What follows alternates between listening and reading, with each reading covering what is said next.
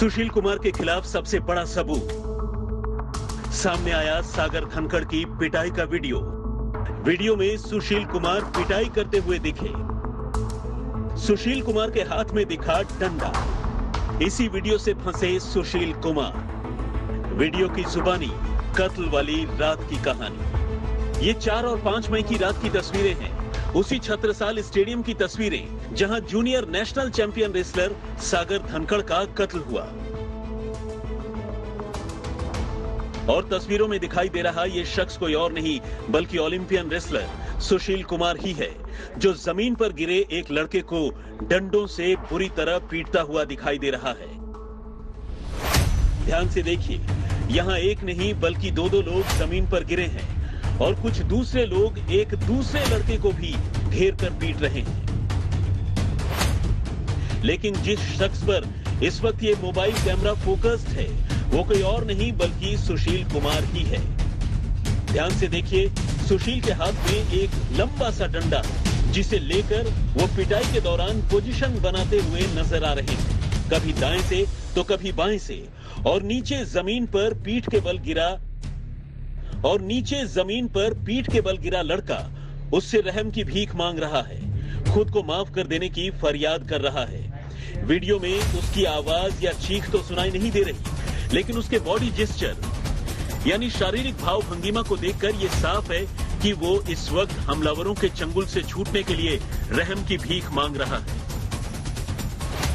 लेकिन जरा रुकिए, इन तस्वीरों में उस रात मचे कोहराम में हथियारों की मौजूदगी के भी साफ साफ सबूत हैं। गौर से देखिए, यहाँ कैसे एक शख्स खुलेआम हाथ में रिवॉल्वर लेकर घूम रहा है, यानी कभी भी कुछ भी हो सकता है। पहचानने वाले शायद इन तस्वीरों को देखकर सागर धनखड़ को भी पहचान लें, लेकिन सागर को ठीक से न जानने वाले लोग भी यहाँ जमीन पर गिरे नौजवान की डील डॉल से ये अंदाजा लगा सकते हैं कि वो सागर ही है, जो इस वक्त सुशील कुमार के गुस्से का शिकार हो रहा है। हद तो यह है कि सुशील कुमार के हाथ में डंडा है, सागर जमीन पर गिरा है और बीच बीच में सुशील कुमार के दूसरे साथी दाएं और बाएं से आकर उस पर हमला कर रहे हैं, डंडे बरसा रहे हैं। ये सब कुछ हो रहा है छत्रसाल स्टेडियम में। ध्यान से देखिए, इसी जगह थोड़ी दूर पर ठीक ऐसा ही एक और मंजर दिखाई दे रहा है। वहां भी एक नौजवान पीठ के बल जमीन पर पड़ा है, जबकि कुछ और लोग उसे घेर कर उस पर लाठी डंडों की बरसात कर रहे हैं। सूत्रों का मानना है कि वो सोनू महाल हो सकता है। पास ही एक होंडा सिटी कार भी खड़ी है जिसके दरवाजे खुले हुए हैं। बताते हैं कि सुशील कुमार उस रात इसी होंडा सिटी कार में सागर धनखड़ और उसके साथियों को अगवा कर लेकर आया था। हिमांशु मिश्र, अरविंद ओझा और तंजीम हैदर के साथ शम्स ताहिर खान, दिल्ली आज तक। नमस्कार, मैं हूं शम्स ताहिर खान और आप देख रहे हैं वारदात। बात 2020 की है। फरीदाबाद कोर्ट में एक गैंगस्टर की पेशी थी। अचानक वहां उस गैंगस्टर के करीब दर्जन भर साथी पहुंच जाते हैं। पुलिस हिरासत में गोलियां चलाते हुए वो अपने उस साथी को लेकर फरार हो जाते हैं। इसके बाद उसके सर पर 7 लाख रुपए का इनाम रखा जाता है। खबर है कि उसके बाद से ही वो देश छोड़कर भाग गया। 2015 की बात है।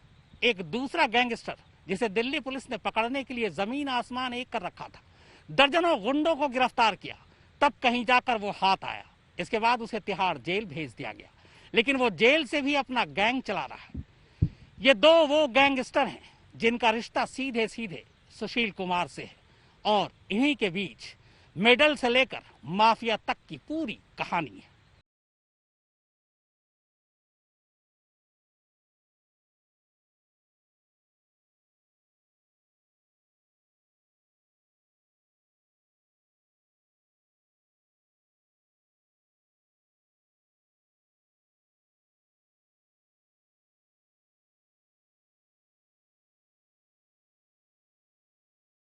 में बैठा उसे जान से मारने की धमकी दे रहा है। दूसरा तिहाड़ में बंद उसके खैर मकदम की तैयारी कर रहा है। और बीच में फंसा है भारत को 2 ओलंपिक मेडल समेत कई बड़े खिताब दिलाने वाला स्टार रेसलर सुशील कुमार। सुशील कुमार की जिंदगी की कहानी फिलहाल दिल्ली के इन्हीं 2 टॉप गैंगस्टर के इर्द गिर्द घूम रही है। सुशील कुमार ने अखाड़े की मिट्टी से जो शोहरत कमाई थी, दिल्ली के इन दो गैंगस्टर से नजदीकियां बढ़ाकर उसने अपनी शोहरत को उसी मिट्टी में मिला दिया है।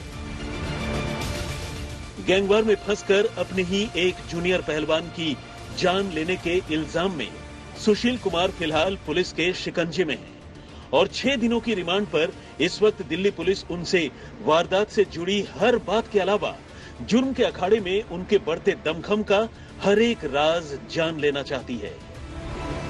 लेकिन आखिर कौन है ये दिल्ली के दो टॉप गैंगस्टर? कहां से हुई इनकी शुरुआत? कैसे बन गए ये दिल्ली के सबसे बड़े डॉन? और कैसे बढ़ी इनकी पहलवान सुशील कुमार से नजदीकी? आज हम इन तमाम सवालों की पड़ताल करेंगे। तो इसी कड़ी में सबसे पहले बात इन दिनों दिल्ली के सबसे चर्चित गैंगस्टर काला जठेड़ी की।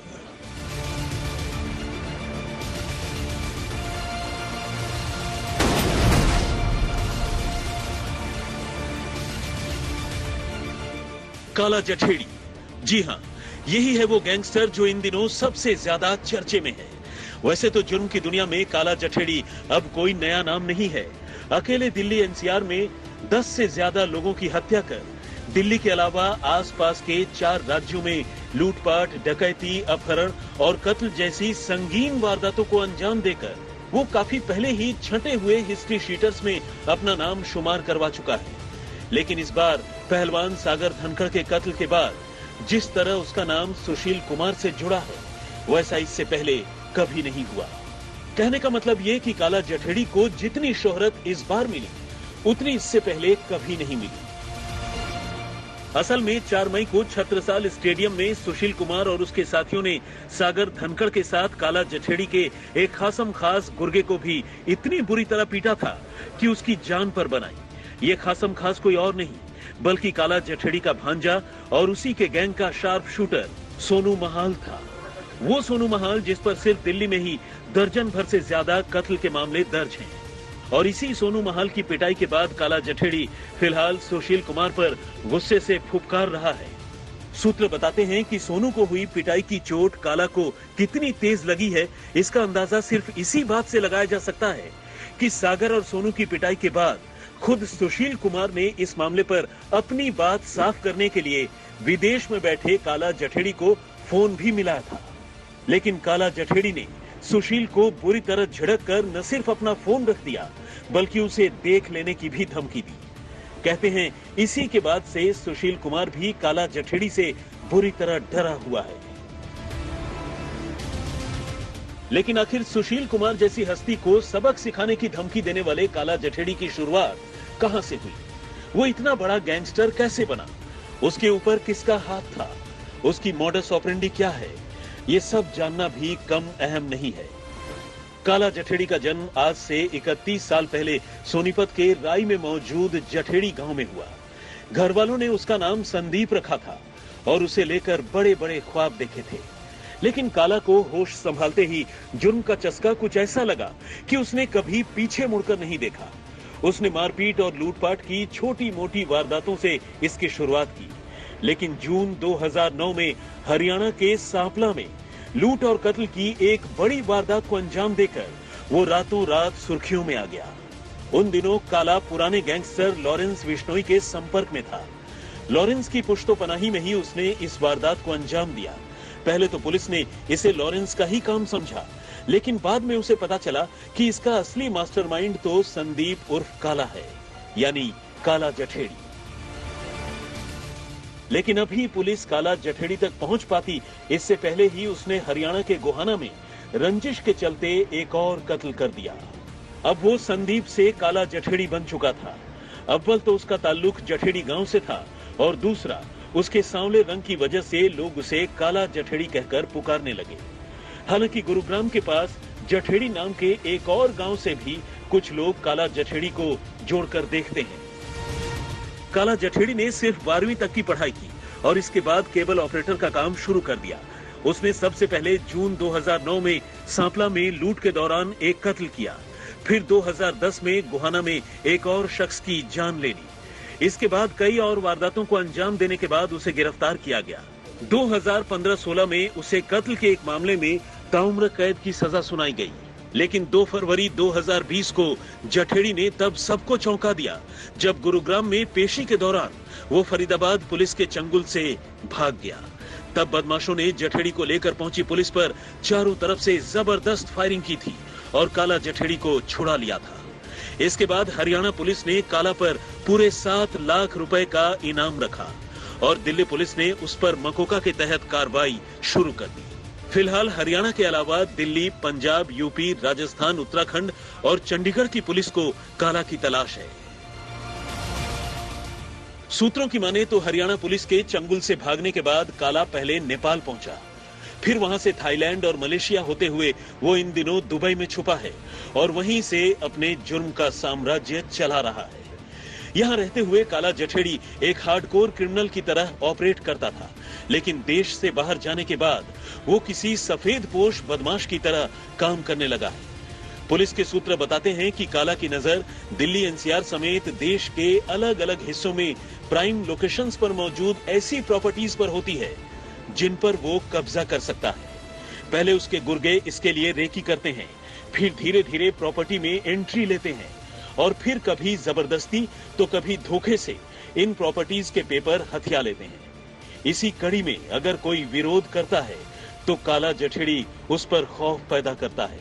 इसके बाद प्रॉपर्टी का मालिक या तो हार कर समझौता कर लेता है या फिर पीछे हट जाता है।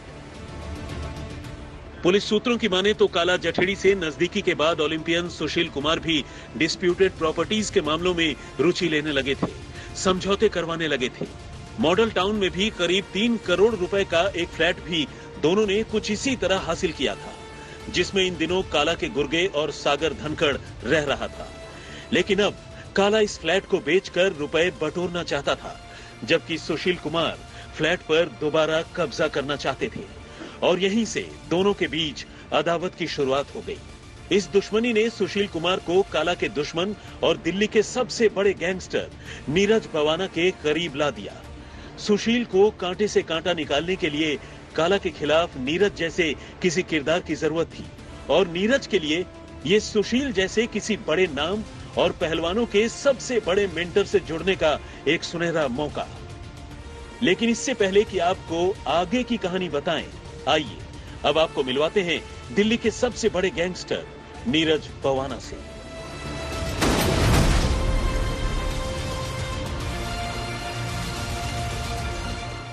दिल्ली का ये सबसे बड़ा गैंगस्टर नीरज भवाना फिलहाल तिहाड़ जेल की सलाखों के पीछे है। दिल्ली पुलिस की स्पेशल सेल ने उसे 2015 में एक मुठभेड़ के बाद गिरफ्तार किया था।